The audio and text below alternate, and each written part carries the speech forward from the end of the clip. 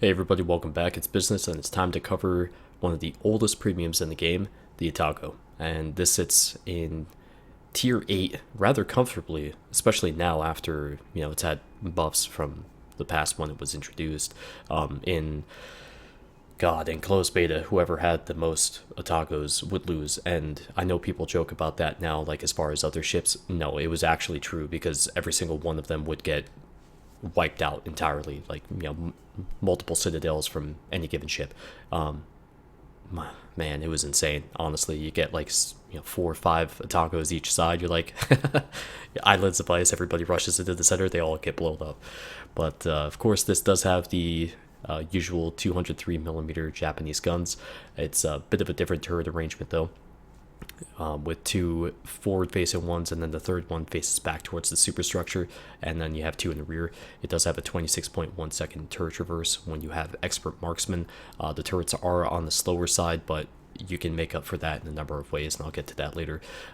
Fire chance with demolition expert goes up to 20%, and you have pretty solid AP and HE max damage, so there's a lot to gain from that as far as just using either one of them when the opportunity arises, but it's mostly HE, of course. It does have a hell of a lot of torps. There's 8 each side, so you got a pair of quad launchers. The interesting thing is the front one can only go back so far, the back one can only go forward so far. So that actually is interesting because it allows you to throw the torps forward a bit, and you should try to I don't think you'll actually see me do this, but you should try to avoid doing a full broadside of torps, just because it exposes your side so much. This is one of the, actually, I think this is pretty much the only Japanese cruiser that can actually pretty much throw them forward like that. So you'll see what I mean later. But the AA is pretty garbage. The maneuverability is very solid. Did get an increase to the a buff to the rudder shift, if I remember correctly, back in the day too. So does have a hell of a lot of speed. With the speed flag, it goes up to 37.3 knots, which is absolutely insane. And of course, you combine that with 9.4 concealment, and then throw on some camo, and you're down to 9.1. Insane, insanely good. So main armaments mod 1, aiming systems mod 1. You could probably go with something else in this spot, but the way you're hunting destroyers, you got to get those shells on target when a destroyer pops up, and that's where I favor the accuracy module. It just seems to help bring the shells all closer together to, land a 5, 6, 7, 8, 9,000 damage HE salvo on the side of like a Tashkent or something. I mean, you could do some serious damage with these. And yeah, again, the AA, I really wouldn't focus on that. There isn't a Japanese ship that for its tier does extremely well with AA as far as the cruisers are concerned. Go with the rudder shift, and I go with concealment, of course, to try to maximize that. This is one of my few captains that actually has concealment expert on it for any given ship, and actually I think it's only my second one. This is actually my Zhao captain, but I do run basic firing training because I didn't really know what else to do with the first point, and any little help to the AA will in the end help out a lot. Or yeah, maybe not, still bad AA. Expert marksman and superintendent, and because this gets the heal, that's an important factor. Superintendent first, and then after you go through the rest of these, I would definitely get vigilance, because you will be a lot closer to ships than you would be in other cruisers. And of course, demolition expert and concealment expert. By that I mean, because your concealment, your incredible concealment, you're able to get as close as 9.1 kilometers to somebody, and you need all the warning you can get if it's a destroyer, as far as the torps are coming in. If you launch torps at you, yeah, you gotta know. So this is a base model by Tans, by the way, so it's really nice and cleaned up. The Cure Gray, I think that's what it's called. But I'm gonna show you here in a moment too. I got rid of the pickle colors on the Japanese camos. I'll explain that in a second, but this is a modified version of the permanent camo for the Atago. and that's by Battleship Yamato Kai. And I really like this color layout, which is really surprising because it's green, but it looks really good, very appropriate for the ship. But yeah, speed flag, of course, 37.3 knots. It's awesome. Definitely recommend putting that on this because you can get places quickly. So as far as the camos are concerned, I've been modifying the camouflage's XML file and kind of change things around considerably. I may make this available in the future, but there's still a lot of work to be done. So this is what it currently looks like with the different camos that are available for the Japanese line, and how the Atago looks on them. And that's got to be my favorite, even though it costs 50 gold per match, which kind of sucks, but it looks great. But let's get on to some gameplay here. So these initial clips are only to set up what's about to happen. And we've got Sir Monkey and his Benson, Kami and his Turpits. Sir Monkey is on the enemy cap, and as you can see on the minimap, we've got a few people starting to kind of clump up, and looks like they're about to start turning around. We've got a couple Iowas that are with Kami as well, and they're all moving up towards the base. And obviously, by looking at the minimap, you can see the enemy is finally responding in force to the threat on their cap. Now, a moment goes by there where I'm kind of wondering how I'm going to approach this, and I recognize, unfortunately, that our Iowa's in a bit of a situation, and this is something I can't express how dangerous this is to do, and I do not recommend doing it. I had a really good feeling that this guy was going to do what I needed him to do, the Iowa player that is, where he wasn't going to push forward. I played with these guys before, you know, and that Turpits would take the bait of trying to move in to... I know he dropped one set of torps already, and he would move in to try to drop another set from the other side. And I actually lose my forward torpedo launcher here to a secondary hit right there, which is kind of amazing, but luckily I got my torps off.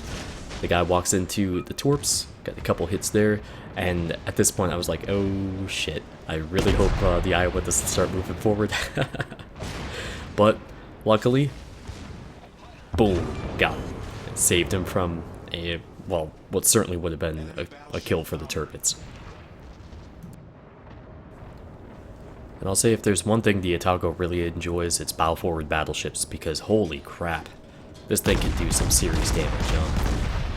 You know, everybody knows, most likely through being on the receiving end of it, that Japanese HE is incredibly powerful. And especially if you're in a battleship, I mean, actually it doesn't even matter if you're in a battleship, a cruiser, a destroyer. I mean, this stuff hurts.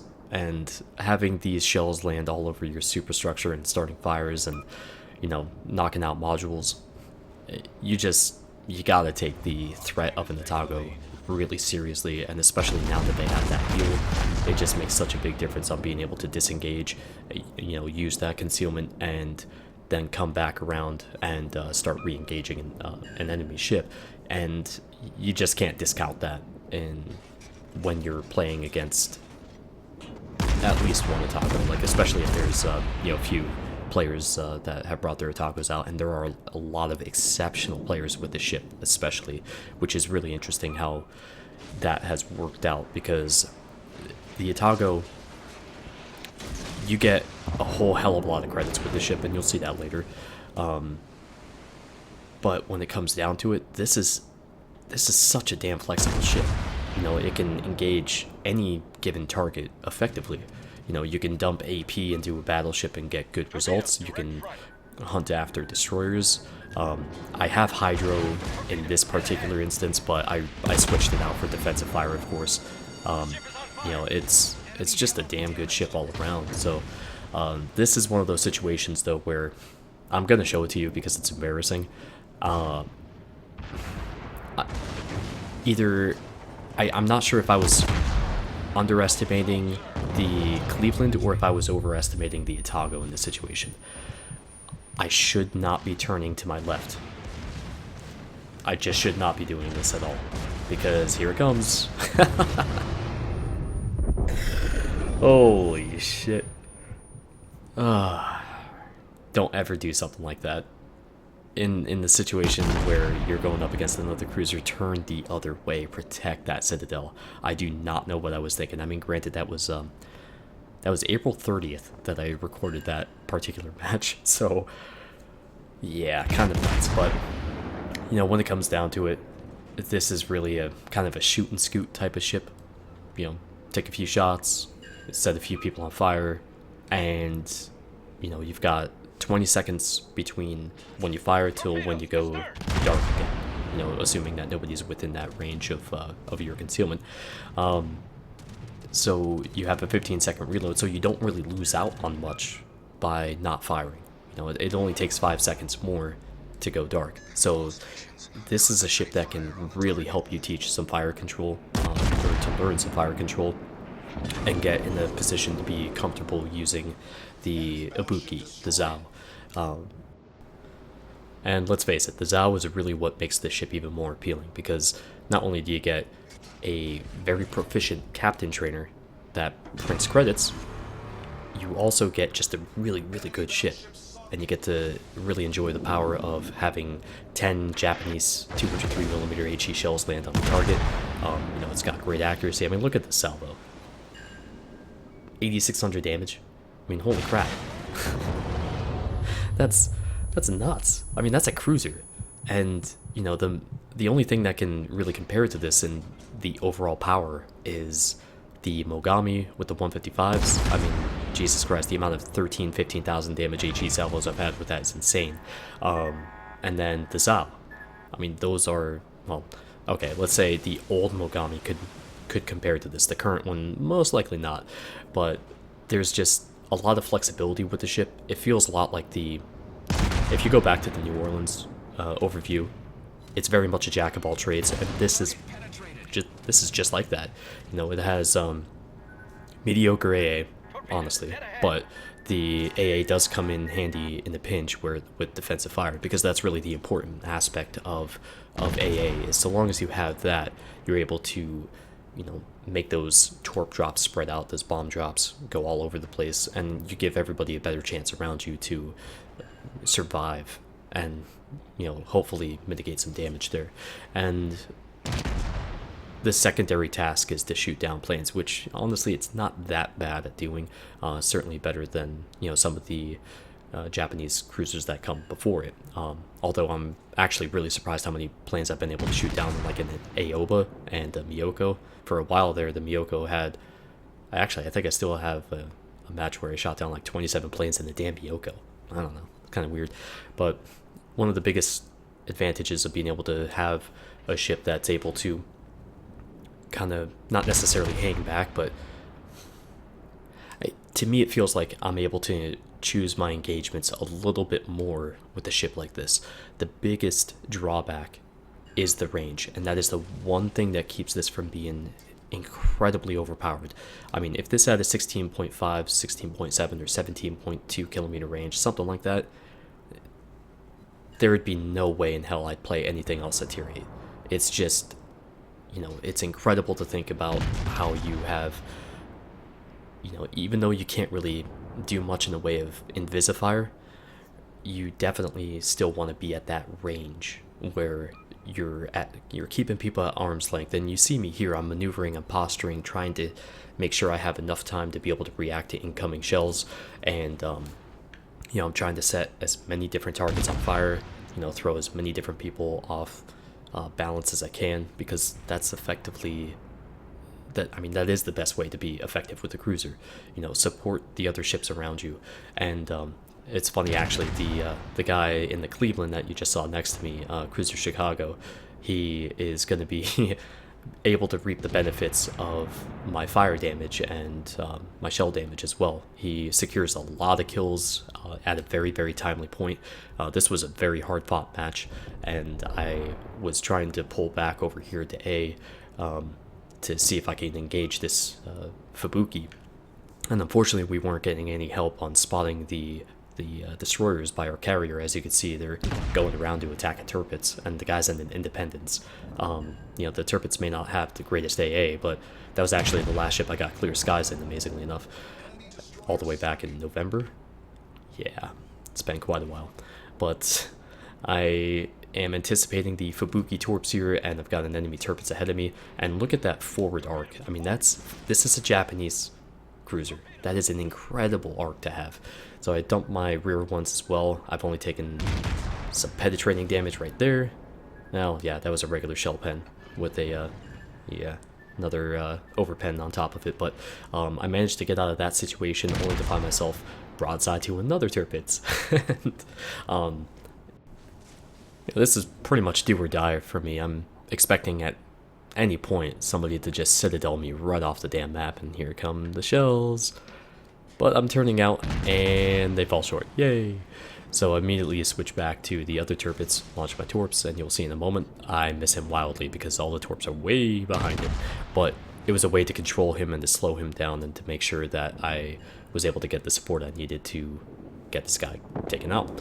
And, you know, one thing that's interesting when you're playing cruiser, especially a capable cruiser with proficient fire capability,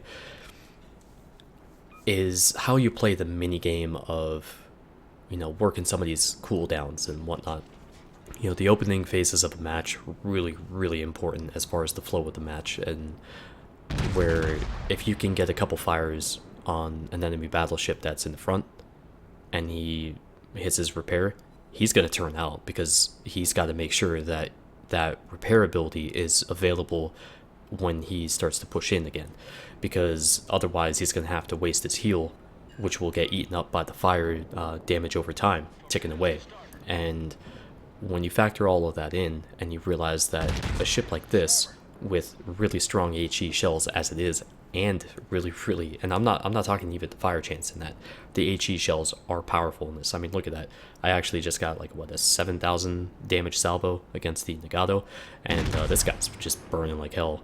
And actually, stock Fuso nails him right about here. I was like, oh shit, I thought I did that.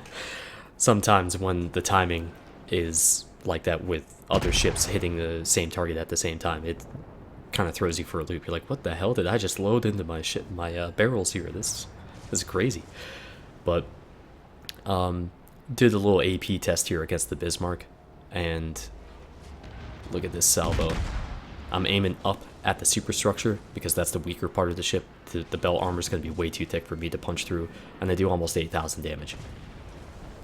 But it's just a good thing to note that your AP can be quite effective just given the right situation, and of course that goes for any ship.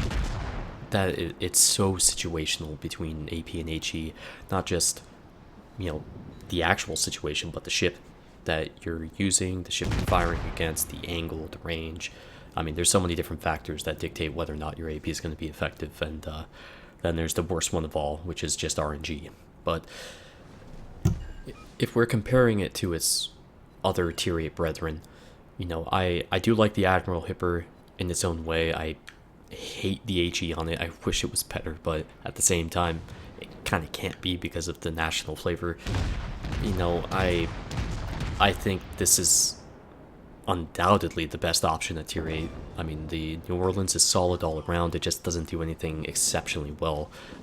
It is surprisingly stealthy for a US cruiser, especially after coming from the Pensacola with its battleship-like type of concealment. But the New Orleans is capable. It's just not an outright great ship like this is. The Mogami, the poor Mogami. I used the 155s on that mainly because of the fact that this ship exists. If the Atago didn't exist, I would be using the 203s.